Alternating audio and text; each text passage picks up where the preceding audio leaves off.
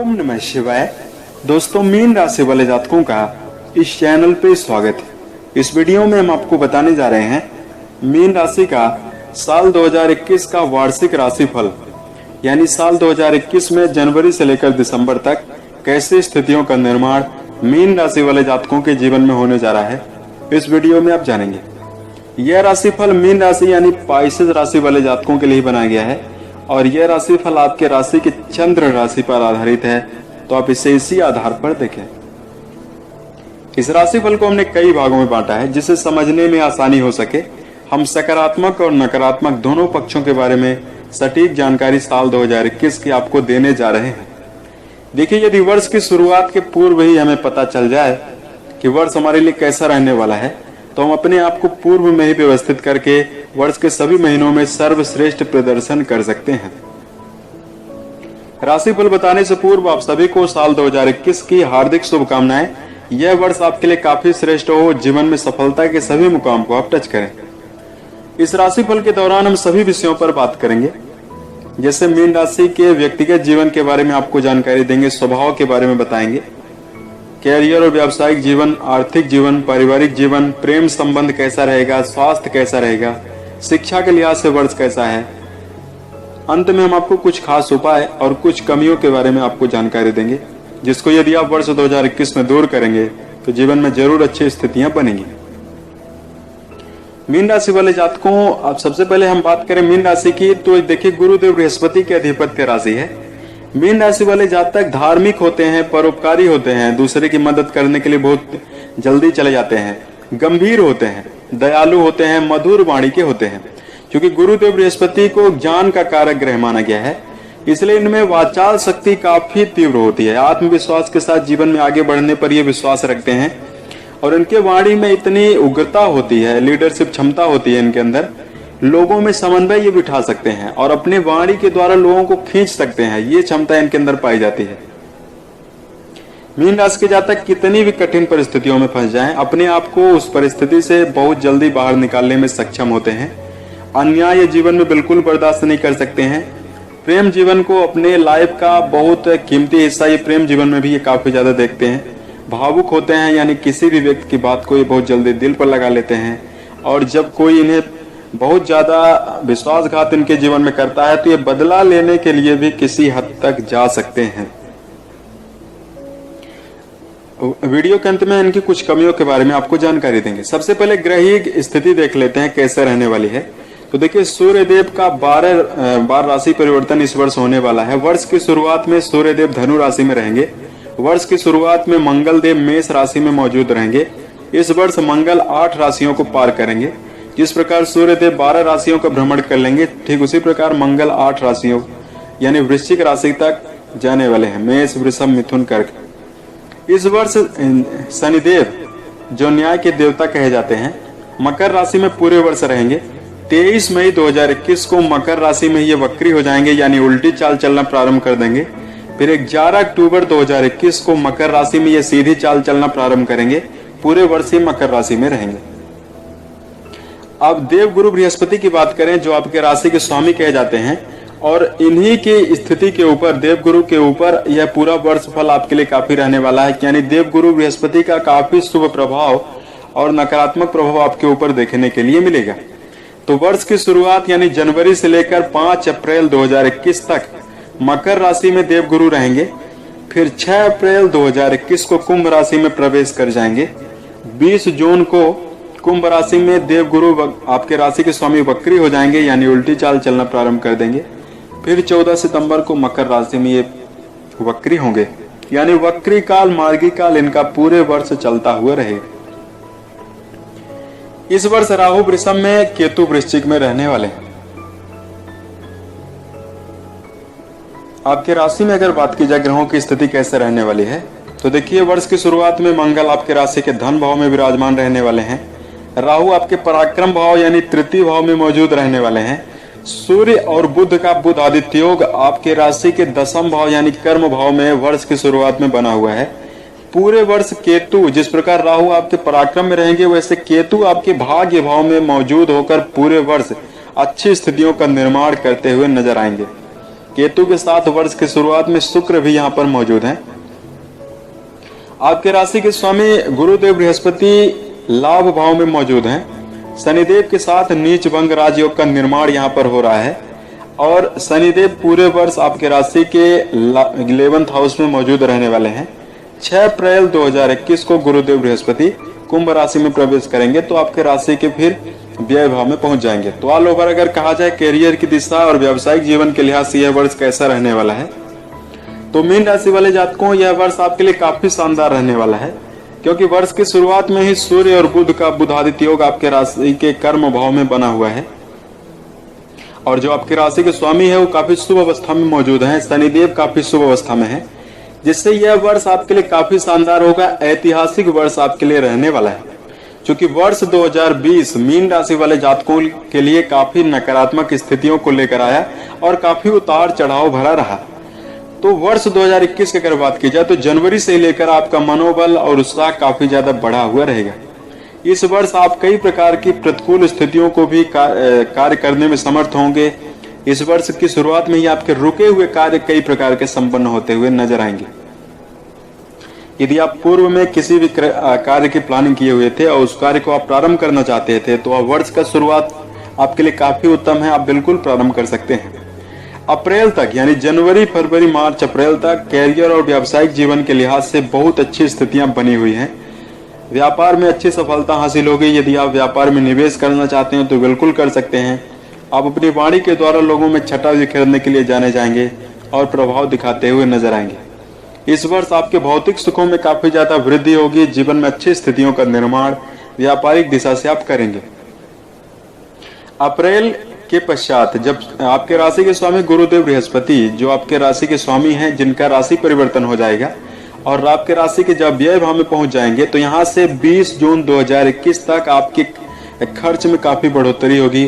धार्मिक कार्यों में आपका काफी ज्यादा खर्च होगा।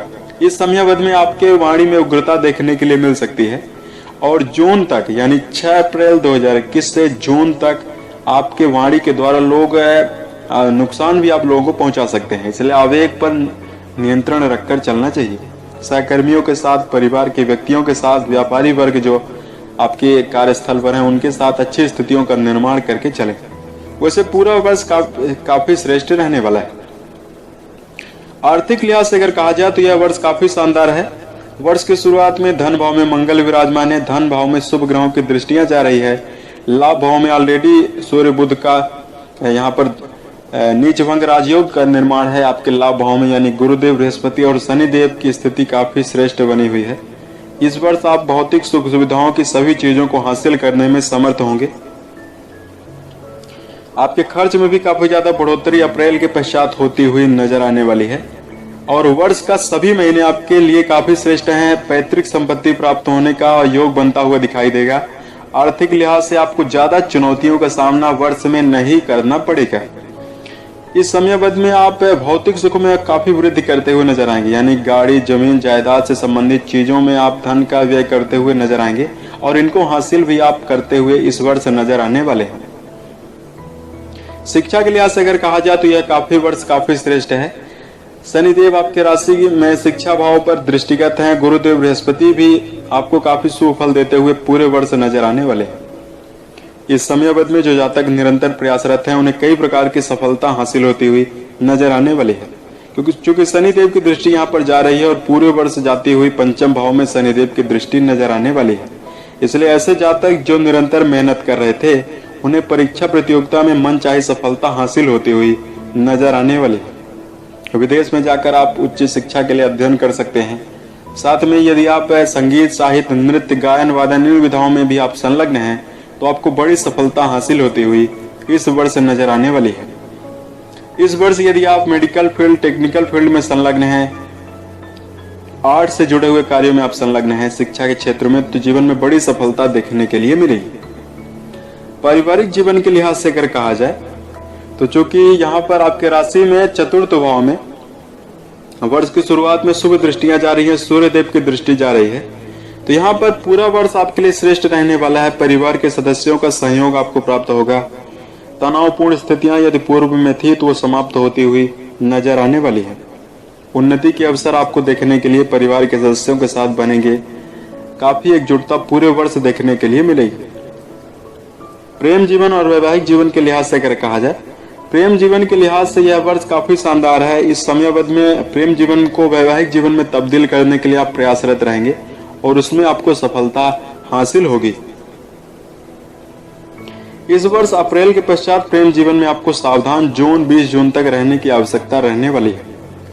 दाम्पत्य जीवन के लिहाज से अगर कहा जाए तो यह पूरा वर्ष आपके लिए श्रेष्ठ है। दाम्पत्य जीवन में जीवन साथी के साथ रिश्ते में अच्छी स्थितियों का निर्माण होता हुआ नजर आने वाला है। हालांकि 6 सितंबर से यानी वर्ष के अंतिम में आपके लिए सावधानी पूर्वक चलने की आवश्यकता रहने वाली है। आपके वाणी में उग्रता देखने के लिए मिलेगी और अनायास कहा सुनने की संभावना सितंबर अक्टूबर के महीने में बनती हुई नजर आने वाली है। इस समयावधि में जो जातक वैवाहिक जीवन में संलग्न है और संतान प्राप्ति के निरंतर इच्छुक है, उनके जीवन में अच्छी संभावनाएं देखने के लिए वर्ष की शुरुआत में ही नजर आएगी। स्वास्थ्य के लिहाज से अगर कहा जाए तो आपके राशि के स्वामी काफी शुभ अवस्था में मौजूद हैं। तो यहाँ पर 6 अप्रैल से लेकर यहाँ पर 20 जून तक आपको स्वास्थ्य की दिशा में सावधान होकर चलने की आवश्यकता होगी और पूरा वर्ष आपके लिए काफी श्रेष्ठ है। ज्यादा शारीरिक रूप से किसी भी प्रकार की समस्या देखने के लिए नहीं मिलेगी। स्वास्थ्य की दिशा में अपने आप को पूर्ण रूप में फिट बनाए रखने के लिए कुछ विशेष बातों का आपको ध्यान देकर चलना चाहिए। शरीर को मजबूत बनाए रखने के लिए प्रत्येक दिन सूर्य नमस्कार करना आपके लिए श्रेष्ठ रहने वाला है। तले भुने भोज्य पदार्थों से आपको दूरी बनाकर चलने की आवश्यकता है। भोज्य पदार्थों में हरी सब्जियों का सेवन करें। शराब, धूम्रपान, मांसाहार से आपको हमेशा दूर रहने की समझाइश दी जाती है। इससे आपके मन में तामसी प्रवृत्ति नहीं उत्पन्न होगी, मन आपका शुद्ध होगा। कहा गया है कि जैसा होगा अन्न वैसा होगा मन। यानी यदि आप जानवरों का मांस यानी मांसाहार का सेवन करेंगे या ऐसी चीजों का आप सेवन करेंगे जो आपके जीवन में या आपके मन में नकारात्मक स्थितियों का निर्माण करेगी, उसके अनुसार आपके जीवन में सभी प्रकार के परिवर्तन होंगे। यानी आपके मन में कई प्रकार की प्रतिकूल स्थितियों का भी निर्माण होगा। इसलिए शाकाहार पर व्यवस्थित रूप से ध्यान देकर भोजन करना आपके लिए श्रेष्ठ रहने वाला है। नशीले पदार्थों, धूम्रपान, शराब से आपको दूर रहकर चलने की आवश्यकता रहने वाली है, अन्यथा आपको मस्तिष्क और तंत्रिका तंत्र से संबंधित समस्याएं उत्पन्न होगी और तनाव में वृद्धि भी हो सकती है। अब आइए हम आपको बताते हैं कुछ खास उपाय जिसको करके आप जीवन में काफी श्रेष्ठता हासिल कर सकते हैं। तो मीन राशि वाले जातकों, सबसे पहले कुछ खास हम आपको सलाह देने जा रहे हैं जिस पर आपको कार्य करना चाहिए। इस वर्ष आपको जल्दबाजी में कोई भी निर्णय लेने से जरूर बचने की आवश्यकता होगी। अक्सर आपके द्वारा जल्दबाजी में बिना सोचे विचारे अगर आप कोई भी निर्णय लेते हैं तो उसमें कई प्रकार की प्रतिकूल स्थितियां सम्मिलित हो जाती हैं। इसलिए यदि किसी कार्य को आप करने जा रहे हैं तो आप रूपरेखा बनाकर जीवन में जरूर इन्वॉल्व हों। इस वर्ष आपको अपने वाणी पर नियंत्रण रखकर चलने की आवश्यकता रहने वाली है। यदि आप नपी तुली बात का प्रयोग करेंगे तो जीवन में जरूर अच्छी स्थितियों का निर्माण होगा। संकोची प्रवृत्ति और भावुकता पर भी आपको नियंत्रण रखना है। अक्सर मीन राशि वाले जातक अपने रिश्तों के कारण कई बड़े बड़े डिसीजन लेते हुए भी नजर आते हैं। इसलिए कोई बड़ा निर्णय लेने से पूर्व आपको काफी, यदि आप रिश्ते में हैं तो आपकी सोच समझकर इन्वॉल्व होने की आवश्यकता रहने वाली है। समय प्रबंधन पर भी इस वर्ष आपको ध्यान देकर चलना चाहिए। यानी बार बार किसी कार्य में बदलाव करके आप जीवन में आगे ना बढ़ें और समय यानी आलस्य पर भी ध्यान रखकर चलने की आवश्यकता होगी, क्योंकि कहा गया है कि भूतकाल में गया हुआ समय भविष्य में कभी वापस नहीं आ सकता। इसलिए उसी समय में आपको संपूर्ण कार्य करना चाहिए। अब आइए हम आपको कुछ धार्मिक उपाय बताते हैं जिसको आप करके जीवन में सर्वश्रेष्ठ स्थितियों का निर्माण कर सकते हैं। सबसे पहले अपने घर में गुरुदेव बृहस्पति का गुरु यंत्र यदि आप लाकर स्थापना करते हैं और प्रत्येक दिन उसके दर्शन करते हैं और ओम ब्रह्म बृहस्पति नमः नामक मंत्र का जप करते हैं तो जीवन में जरूर अच्छी स्थितियों का निर्माण होगा। पुखराज रत्न आप जरूर धारण कर सकते हैं। यह रत्न आपके व्यक्तिगत जीवन में चल रही समस्याओं को दूर करेगा। स्वास्थ्य से जुड़ी हुई यदि पूर्व में समस्याएं थी तो वो दूर हो जाएंगी। शनिदेव से जुड़ा हुआ उपाय कर सकते हैं, यानी अपने मन, वचन और कर्म के द्वारा किसी भी व्यक्ति को नुकसान ना पहुंचाएं, झूठ ना बोलें, किसी भी व्यक्ति से बदला लेने की भावना अपने अंदर से निकाल दें। यही शनिदेव का सबसे बड़ा उपाय है। यहाँ पर अगर कहा जाए शनिदेव से जुड़ा हुआ, यदि आपकी राशि और कुंडली पर शनिदेव का प्लेसमेंट अच्छा नहीं होगा तो समस्याएं उत्पन्न होती होंगी, यानी ज्यादा कार्य करने के बावजूद भी कम परिणाम प्राप्त होना। ऐसी स्थितियां यदि आपके जीवन में चल रही हैं तो आप जरूर एक उपाय कर सकते हैं। आपको शनिवार के दिन पीपल के वृक्ष के नीचे जाना है और 7 बार प्रदक्षिणा करने के उपरांत सरसों के तेल का दीपक उस वृक्ष के नीचे आपको जलाना चाहिए और ओम सन शनिश्चराय नामक मंत्र का, ओम सन शनिश्चराय नमः नामक मंत्र का 108 बार जप करना आपके लिए श्रेष्ठ रहने वाला है। 108 का मतलब बहुत खास है, क्योंकि नक्षत्र और उप नक्षत्र 108 होते हैं, इसलिए 108 बार मंत्र का जप किया जाता है। तो ये करना आपके लिए श्रेष्ठ रहने वाला है। गरीब और असहाय व्यक्ति के साथ अन्याय कभी ना करें। गाय को हरा चारा खिलाना प्रत्येक दिन आपके लिए श्रेष्ठ रहने वाला है। वर्ष में एक बार अपने घर में रुद्राभिषेक आप जरूर करवाएं। इससे मन में काफी तनाव खत्म होंगे और जीवन में अच्छी स्थितियों का निर्माण होगा। प्रत्येक दिन यदि आप सूर्य देव को जल अर्पित करेंगे और ओम सूर्याय नमः नामक मंत्र का जप भी करेंगे तो जरूर अच्छी स्थितियां बनेगी। अपने माता पिता से आशीर्वाद को लेकर ही जीवन में कोई कार्य करना चाहिए। उम्मीद है ये जानकारी आपको अच्छी लगी। वर्ष 2021 के सभी महीने आपके लिए उत्तम गुजरे और जीवन में सफलता के सभी मुकाम को आप टच करें। इसी कामनाओं के साथ मैं अपने वाणी को विराम देता हूँ। ओम नमः।